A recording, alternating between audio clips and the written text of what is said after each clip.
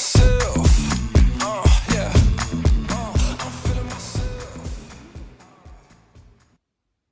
Welcome back to another episode of Loose Ends, everyone. I'm Cece. I'm Val. And together we attempt on a weekly basis to make sense of some things or not. You know, sometimes our conversations go in weird and wacky ways and we never know where they're going to end up. For those of you who are new to our channel or if you've just started tuning in, thank you. We hope we don't waste your time. And we hope you laugh a little bit, learn a little bit, and leave feeling a little lighter after a half an hour with us. Our mission is to help enlighten the world with Life. how to do life simpler, how to do it with less stress. We've accumulated a bunch of information over the course of a lifetime and have been in the therapeutic and helping professions for many years.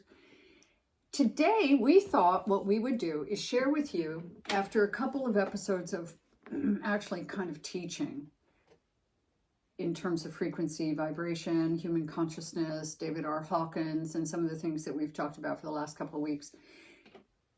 Today, we want to tell you how we kind of got here.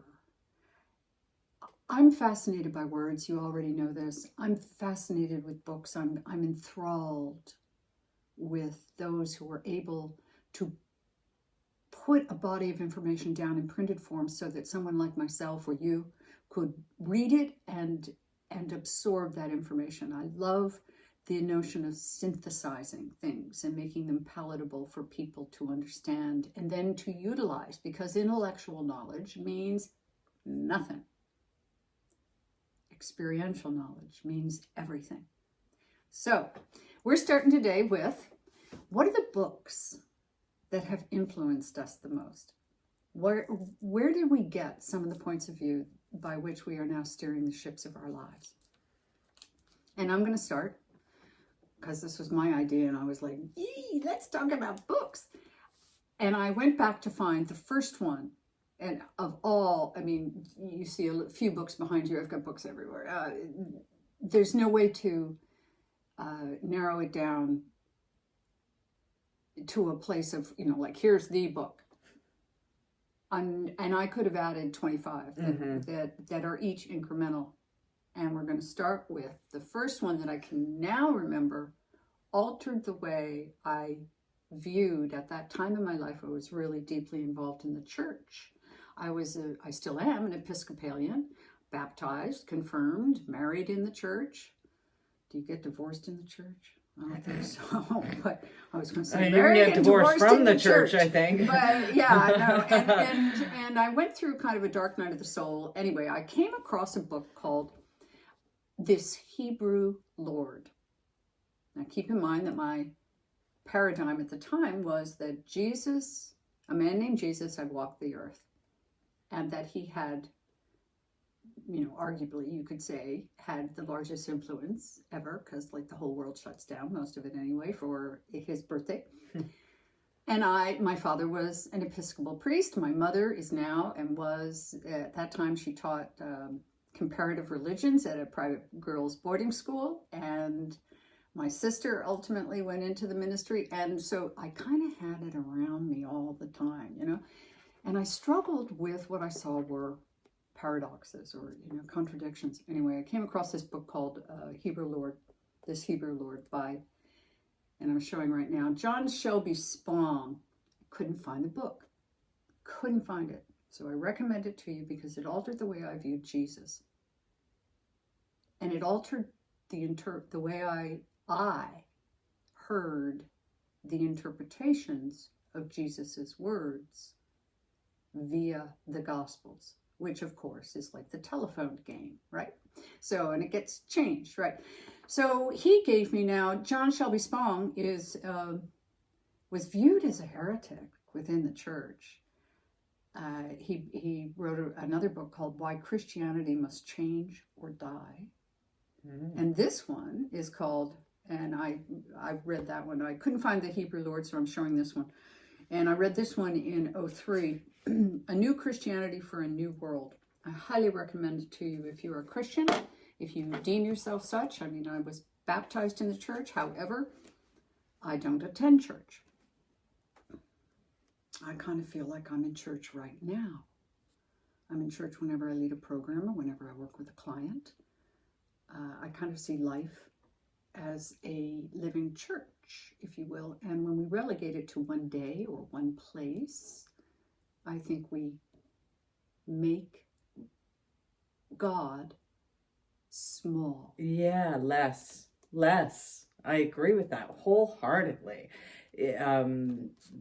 For me to go into a building and worship God is too small. Yeah. I want to look up the sky and look at all the trees and the mountains and breathe the air and understand that that's God. Well, for me too, it was the beginning of the uncoupling of shoulds and oughts and duty and obligation. Keep in mind, I was a preacher's kid, so church was not an option on Sundays. You went and you sat in the same pew. And the result of that was often, I found, for me anyway, it produced guilt.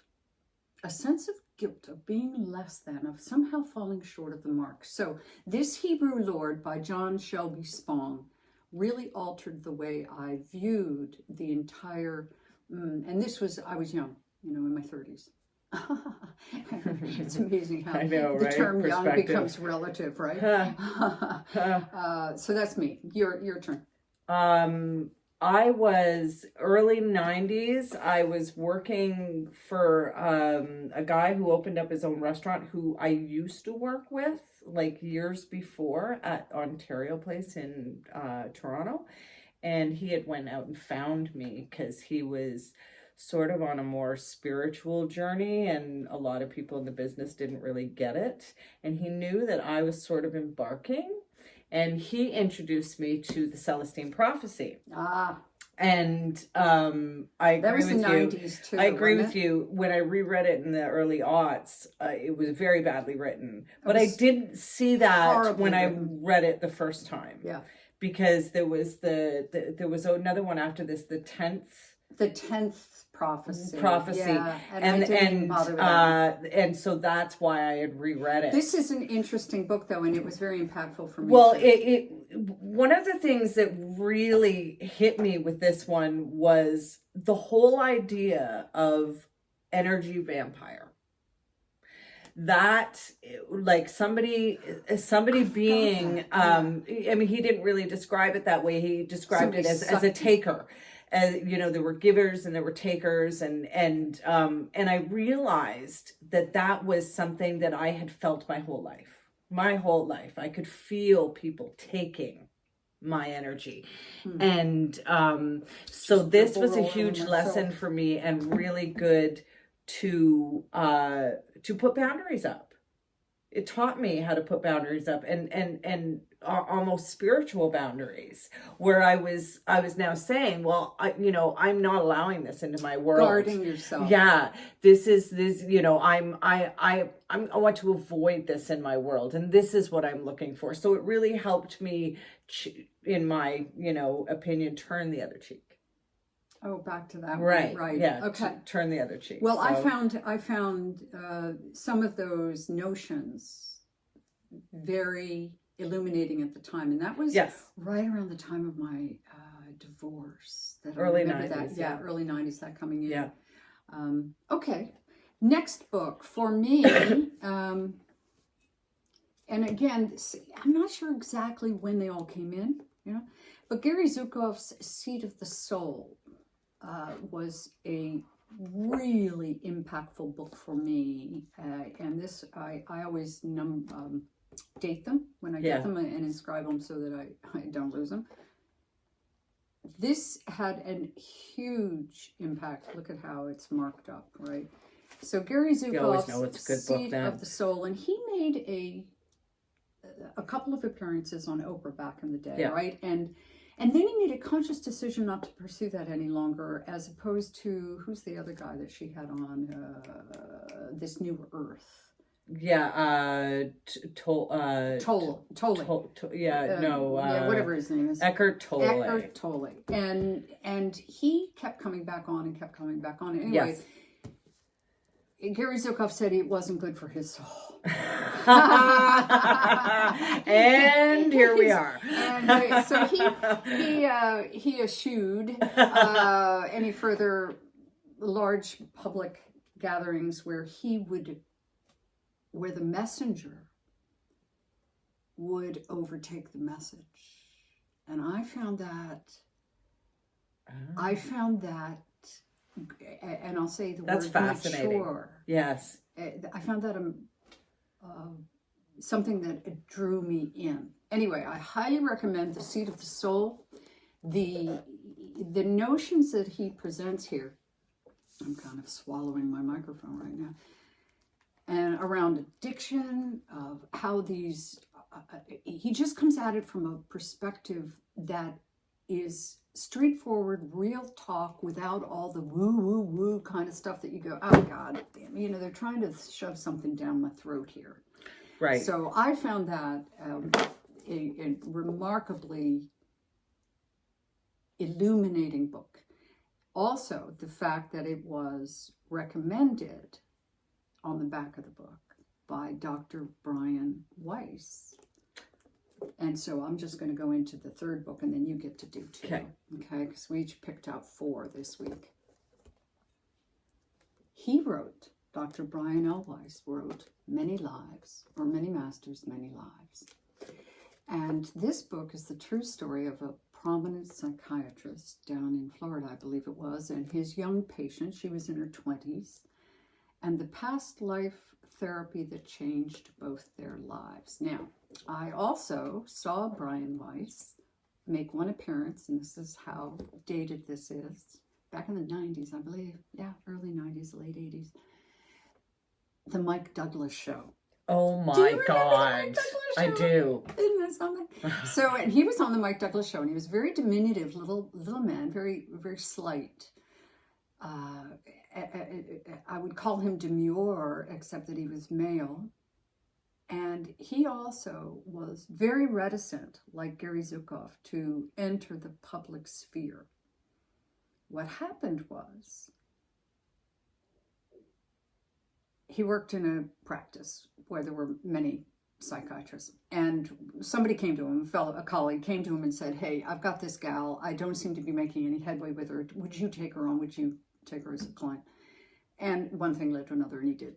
And he couldn't get anywhere. Now, the only thing that I remember at this point is, I mean, I remember a lot of things from the book, but about that particular fear, how many phobias she had, was the one that comes to mind is the fear of water, right? And she had this deathly fear of water, amongst many others. And she was very young, you know, mid-20s, a nurse.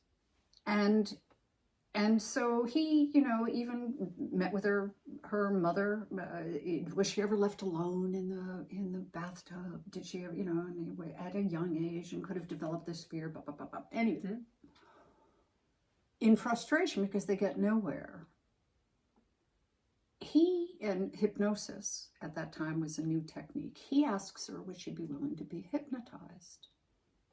She agrees. They undergo that process. Turns and out. I know. It opens a doorway to additional information passing through. And one of the things that occurs early on is he finally says, go back, you know, to when you're 1-year-old, to when you don't even have words, and then finally he says, you know, go back to where this fear originated. And boom, she's a 18-year-old sailor or something, you know, dying at sea, drowning at sea. Oh.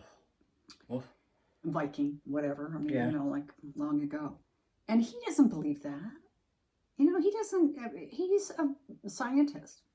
Well, I encourage you to read the book, because one thing leads to another, and eventually information is given to him. And I found this book one of the most moving. It's very easy to read, by the way. Reads like a novel, and it is primarily and there are obviously some paragraphs in there where he's describing things and talking about things, but the book is primarily, 3/4 of it, transcribed sessions when she was under hypnosis with her permission.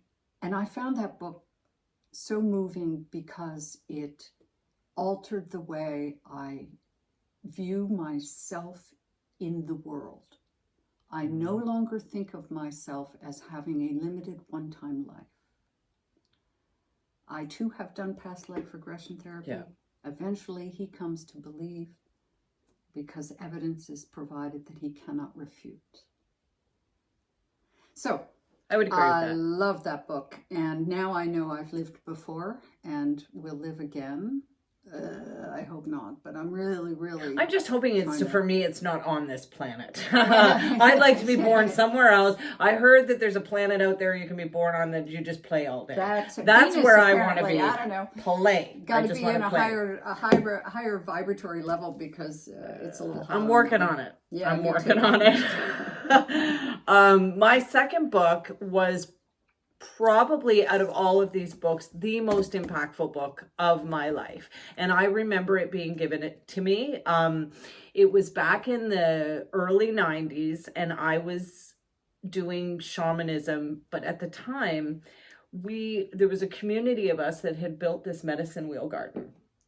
And we were all tending to it. And there were all sorts of things. So I was learning how to... What is a medicine wheel Well, a medicine garden? wheel garden was like, so it had all the medicines in like herbs, but focused in the directions of like feng shui for plants. Yeah, but more like, and there was companion planting going on, right? Like they have a companion planting of the Three Sisters, which is corn, squash, and pumpkin, I believe.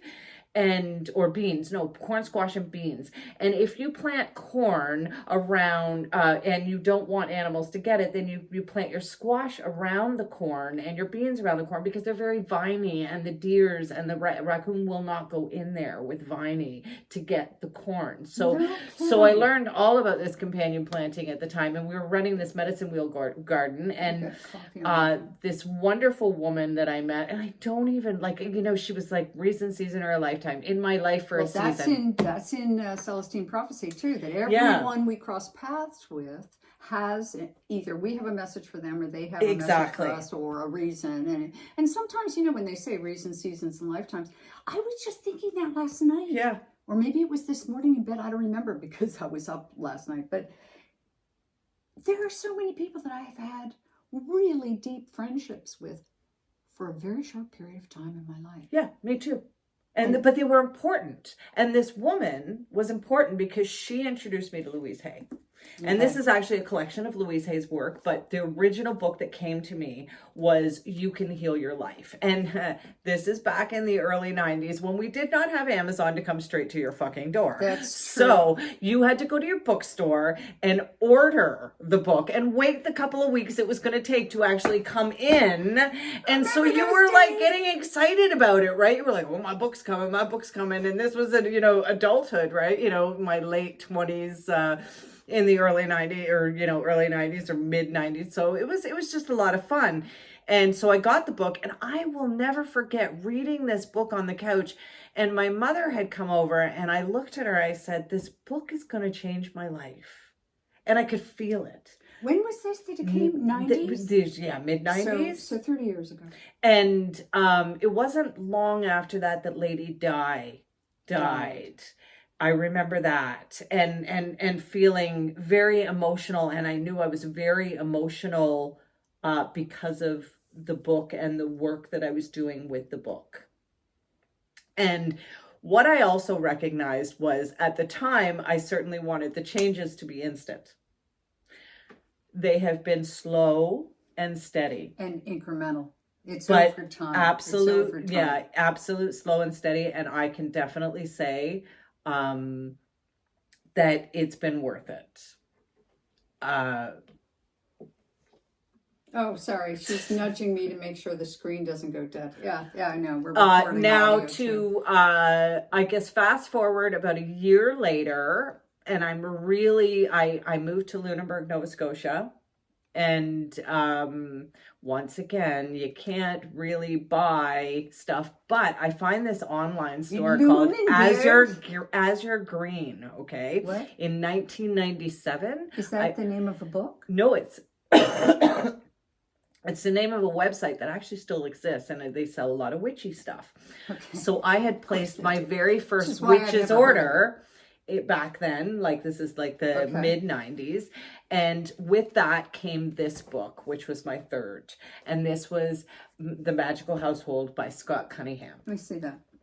And I have read You a talk. lot of And I'll look. different books by Scott Cunningham. He was very knowledgeable. Unfortunately, he died in the late 90s of AIDS, but he was an extremely knowledgeable witch, and he wrote probably about 10 or 12 books, and they were all really, really important in my own growth of learning.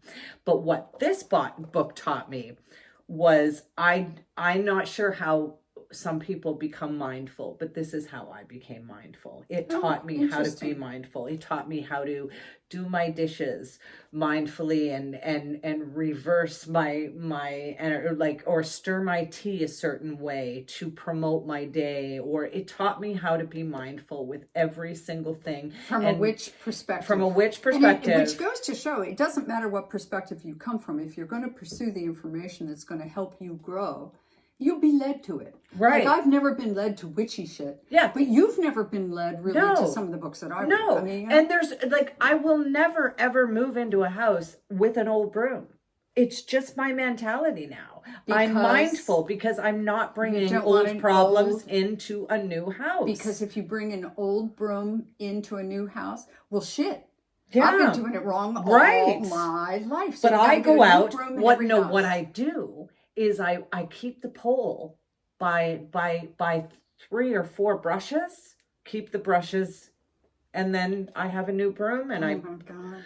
It's important though, because when you move into it, for me, when I move into it, I want to sweep all that energy out. True. I want to make new energy. We know what that's like by moving our own stuff into a house or whatever, right? So that's just, this book made me very mindful of how to be more magical and how to make my daily experience a more pleasurable one.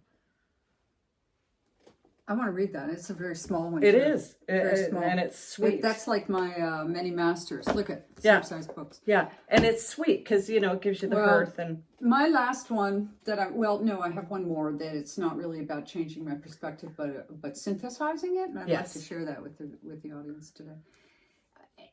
I've already done enough talking about this one.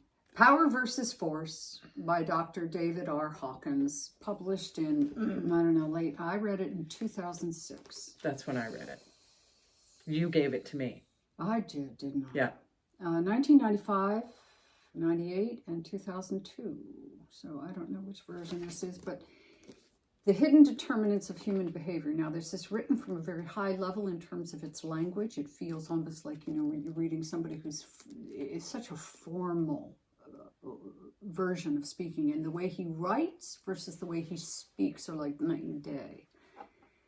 And the reason he writes that way is because, and this blew me away when I first read this book. Well, first of all, the content blew me away in terms of its understanding and application in my daily life of how to get move beyond certain emotions. Yeah.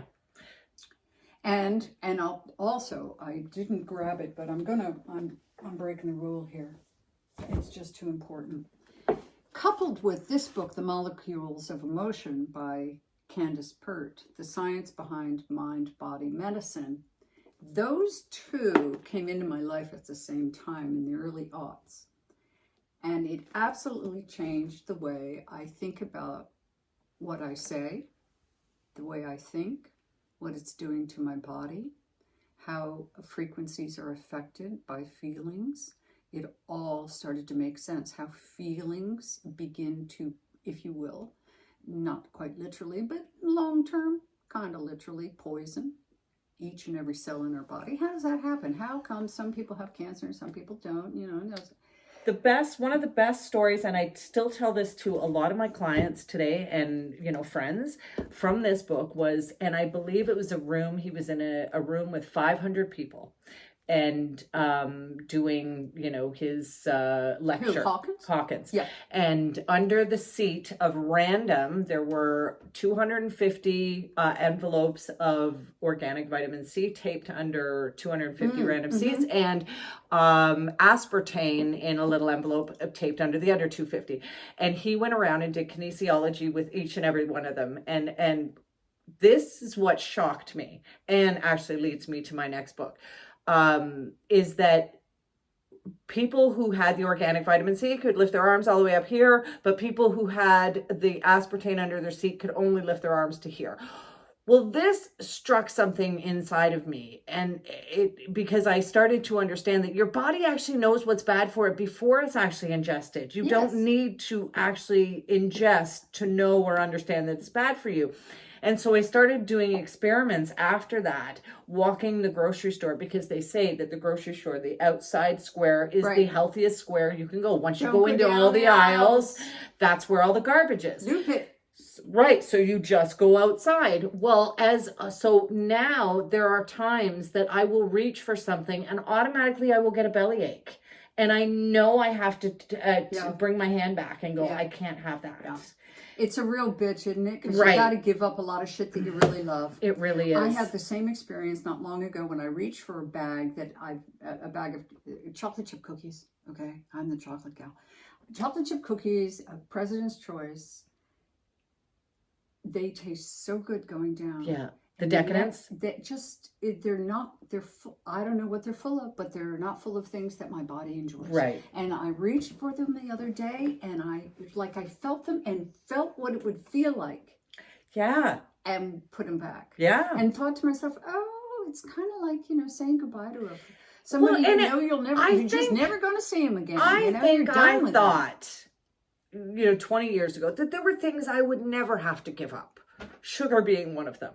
Gotcha. And I'm never. But now, and I mean, I'm probably not going to ever give up sugar, but now, you're reduce. But for me, the thought of the what is to come if I ingest that is enough to deter me away from it, and it doesn't become desirable anymore. It's kind of like, I don't know, I haven't been there, but once you've been to prison for theft, for robbery or something, and you have an opportunity later, you think, maybe I don't want to go back to prison, or else it's the same thing.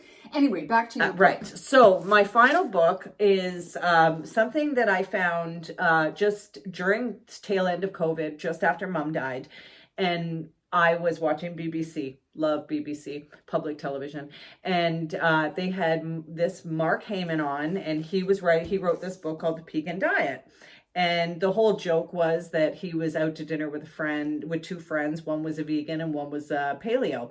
And they were both arguing back and forth of what was a better diet. And he turned around and he said, well, if I was to choose, it's the Pegan. It's a bit of both.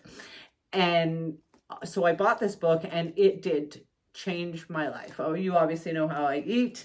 I'm very particular about, and it's all from this book. So I cut out, for the gluten, dairy, sugar. You cut out everything for a while to do the elimination process, and then processed foods. Like, I'm really good about not buying frozen shit, or so I just sort of stay away. So it's that's my latest that sort of changed but those are my 4. Well, and here's my last one. Let's note to myself.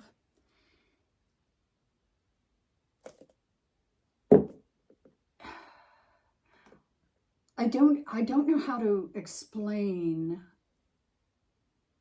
an impact. Okay, because we're talking right now about books that changed the way we view our life, the way it works, how we work in life, how our body works. We're kind of coming at it from that perspective. This book is not about that. It is, however, so meaningful as opposed to impactful. Okay, I think there's a difference. Mm-hmm. Can they both be the same? Yeah, sure, but sometimes they're not the same thing. You can have a meaningful conversation that you remember years later that didn't really impact your life from that perspective, right? Right. Okay, so this is called This Is Water. Little teeny little thing, 5 by 6 inches, by David Foster Wallace, who is now gone, world-renowned writer. Anyway, This Is Water, who died. Okay, that's where I went in that little sigh. This is water. Some thoughts delivered on a significant occasion about living a compassionate life. Mm-hmm.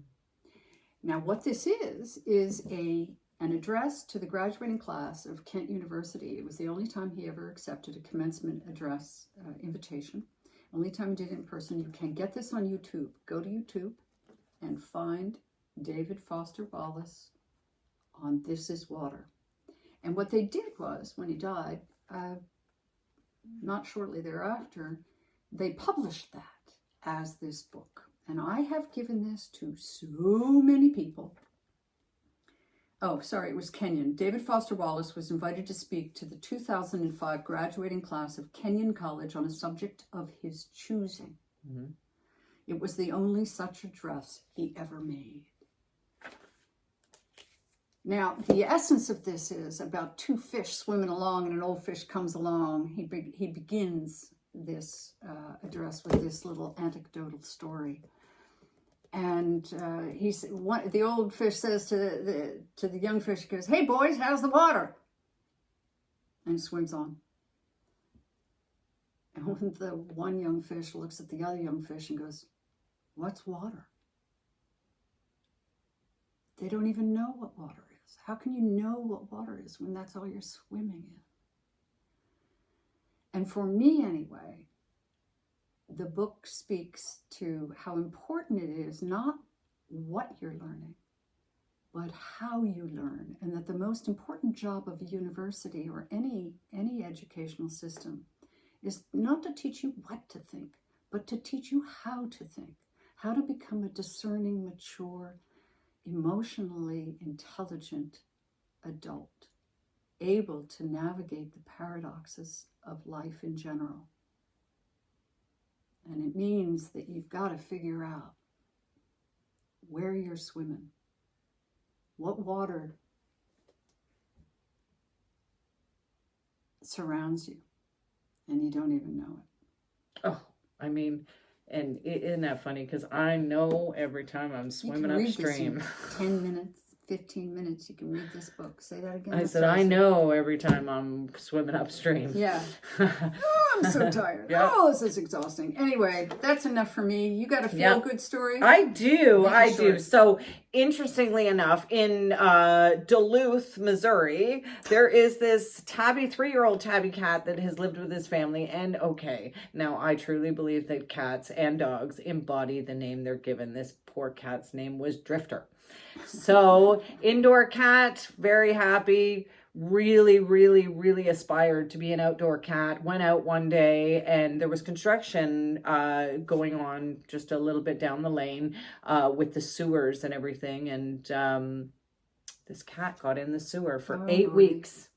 8 weeks. And it took a neighbor was walking by the drain and heard the mew. And they were all calling because they knew the cat was missing.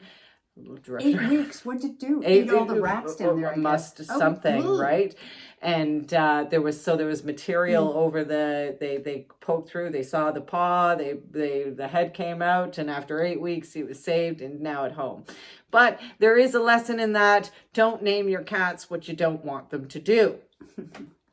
Okay. Have a great week, everybody. And on that note, have a wonderful week. We'll see you next. Take care.